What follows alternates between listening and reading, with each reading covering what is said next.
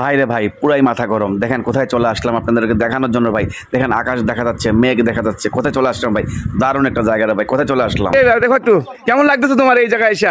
এই 36 degree Celsius মানে গরম নিয়ে কেমন লাগতেছে বলো? গরম অনুভব করতে পারতেছি না, আমার কাছে খুব ভালোই লাগছে। বিকজ এই জায়গায় মানে আমরা অনেক একটা ঠান্ডা ফিল নিতেছি নাকি? গরম টরম বুঝি না সবাই।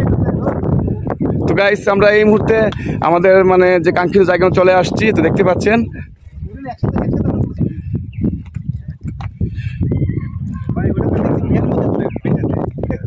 হ্যাঁ ভাইজান, আপনি কোথা থেকে আসছেন ভাইজান? একটু কথা বলেন। শ্রীমঙ্গল থেকে আসছি ভাই। শ্রীমঙ্গল তো আপনি আমাদের এলাকার মোটামুটি, আমরা হবিগঞ্জের।